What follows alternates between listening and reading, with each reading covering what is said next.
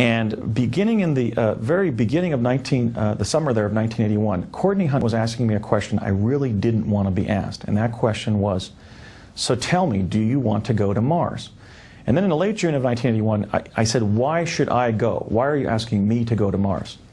And he said, because the survival of human life depends on it. I'm speaking out now for two reasons. One is we're going to be needing this technology to save our civilization. So I think that's important a reason enough. People, I think, also have a human right, a birthright to a true telling of the natural history of the solar system that we inhabit. Is not this dangerous for you to speak about all this? Yes, and I've realized since the inception of my investigation that I might be assassinated for carrying out my investigation of such a sensitive topic. But that's a risk that I'm willing to take. We shouldn't be keeping the fact that Mars is inhabited and we're visiting it secret for as long as we've kept teleportation secret, for another 40 years. That's wrong. Teleportation has been used since at least around 1980 to place human personnel on Mars. Why do I know that? I know that because I participated in later activities in which that is what we were doing. My father and I first jumped through a Tesla teleporter in Building 68 at the old Curtiss Wright Aeronautical Company facility in Woodridge, New Jersey, sometime between September of 1967 and September of 1968. Well, the first trip that I took via teleportation was with my late father, Raymond F. Bashago, who was an electrical engineer with the Ralph M. Parsons Company, which was then based in New York City. Today it's based in Pasadena, California. Because when the tunnel closed and we arrived via teleportation in the state capitol complex in Santa Fe, New Mexico, my father then got a state car from one of the public buildings there, and we drove over to the Los Alamos National Laboratories for a meeting with Dr. Harold M. Agnew when he was the director of the W Division, the Weapons Division at the Los Alamos Labs. When we met with Dr. Agnew, there was a conversation between my father and Dr. Agnew as to how we had arrived there. He said to my father, "How was your trip?" Presumably, possibly by airplane from New York or New Jersey to New Mexico. And my father looked up at him somewhat mischievously and said, "Fast." He said, "Fine and fast." And Dr. Agnew looked up from his desk and smiled and said, "Oh, did you take the teleport?" And my father, who was sitting on my left, turned to me and he said, "Yes," and so did my young son, Andrew. And then Dr. Agnew looked over at me and said, "How old?" In other words, "How old is your son?" And my father and I then said simultaneously, 6. So we know that that meeting with Agnew had to have taken place between September of 1967 and September of 1968, because I was born in September of 1961. And I was brought into the time travel program at the time of its emergence because they had different research and development goals that involved children. When I was trained on Project Pegasus, that they were utilizing 140 American school children. Was it dangerous for children? Yes, it was new, dangerous, and experimental when we began teleporting. So they were actually training us to contingency plan for the possibility that we might be lost in time, which was a very fearsome thing to contemplate for those of us in the program. We were concerned about literally leaving this time and being stuck in another one. One, they wanted to test the mental and physical effects of teleportation on children. 2, they had these electro-optical devices called chronovisors that prompted moving holographic images of past and future events. The third purpose is that they knew that children are exceptionally accurate in their observations, or at least they tend to be much more accurate than what adults report that they're seeing. Their perceptions are not influenced in the way that adults' perceptions are by the selection bias of what they have previously experienced.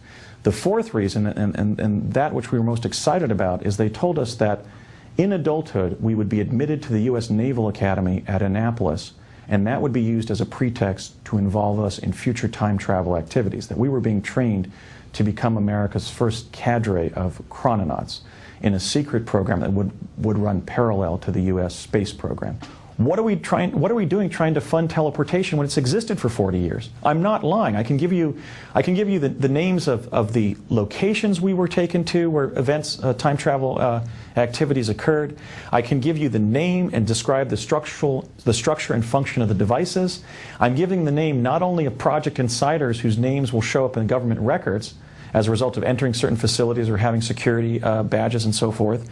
I can give you the names of their friends in places like New Mexico and New Jersey who were aware of what was going on.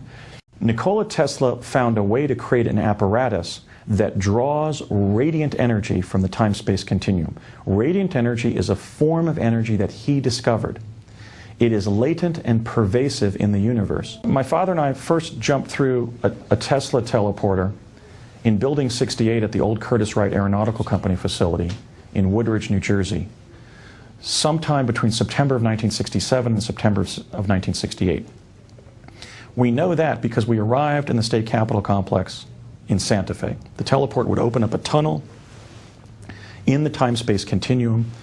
You would find yourself moving through it, and when the tunnel closed, you would find yourself elsewhere on the surface of the planet. So in July 1981, I met him at the corner of Mason and Devonshire in Chatsworth, California.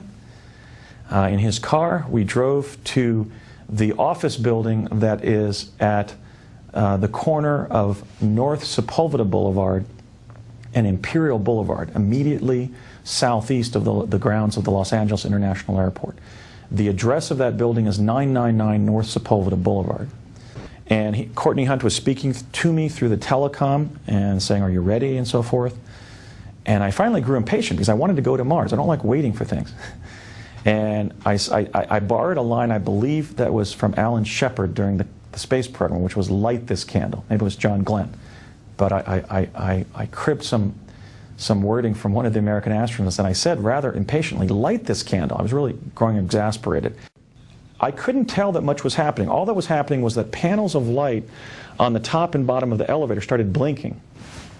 And then about 10 minutes into the 20-minute journey to Mars, the entire form of this box-like elevator began to morph and crumple and reposition itself into a cylinder. And when that happened, I had to steady myself in the elevator, such as you would if you were walking through a water main. You know, you're walking in a cylindrical object, so you have to kind of steady yourself. And I saw that the ceiling had become the surface I was looking at, and I could see this sort of swirling pattern. They had opened up a vortal tunnel in the fabric of time-space, just as the teleporter did back when I was a child on Project Pegasus. And that lasted for maybe 2 to 4 minutes or so, and then it began, the cylinder, and then it began correcting itself, and then it just completely rectified its original shape. And then about 10 minutes later, as Courtney had described, the door opened, and I walked out into what looked like, if you can imagine sort of the basement of a modern sports arena, the infrastructure of that built into an existing underground cavern of an ancient civilization. There was sort of a big cave in which I could see these modern tension struts, a sort of infrastructure that had been placed inside, and the jump room itself had been placed inside this ancient cavern. I walked through what was clearly the irregular eye sockets of some kind of skull on the surface. I turned around, I could see it was a skull. I could see the rust-red terrain of Mars. I could see that Mars has a pale blue sky.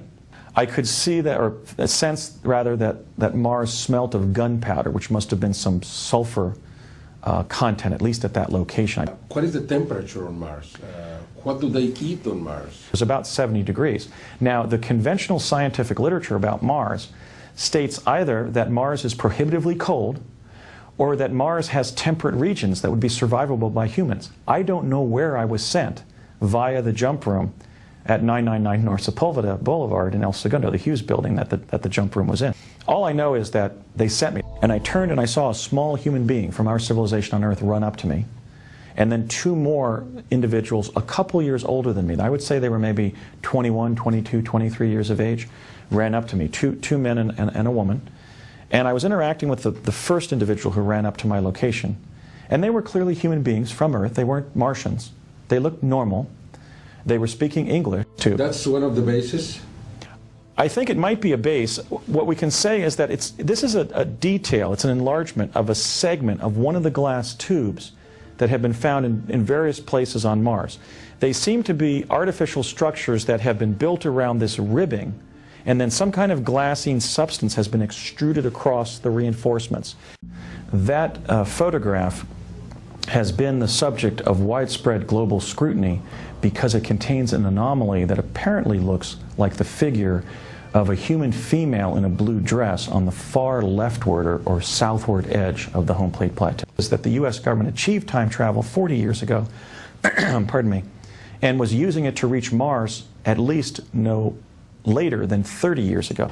And when they were spending those trillions of dollars in America's defense labs, they weren't just making superior forms of nuclear weapons. They were spending trillions of dollars on all manner of technologies that remain secret. Rumsfeld and Governor Richardson to step forward, and I'm asking those two to man up and tell the world the truth, and that is that they were directly involved in the project that I was on. They, as career public servants, actually distinguished public servants, certainly they can now step forward as former cabinet officers and support what I'm saying because they were direct participants in what the program achieved. My dad was a great guy.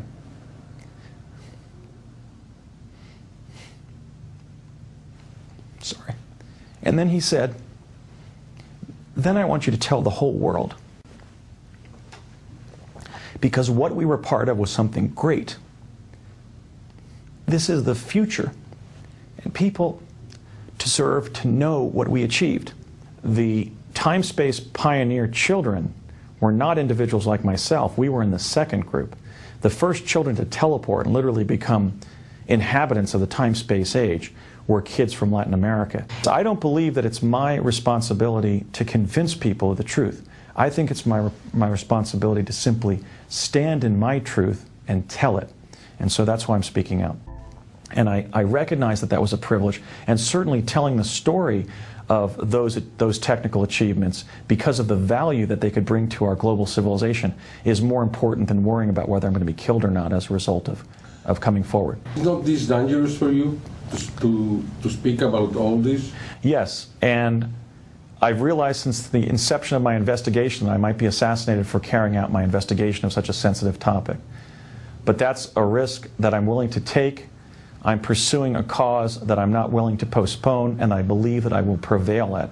And that is to inform the people of the world that for 40 years we've had available to us this revolutionary form of transportation that we could use to directly implement to achieve sustainability in the 21st century. That's the world that awaits us in the 21st century, will be Nikola Tesla, because those devices were left in his paperwork that he left at his death in 1943. In order to do that, we're going to have to become a time-space faring civilization.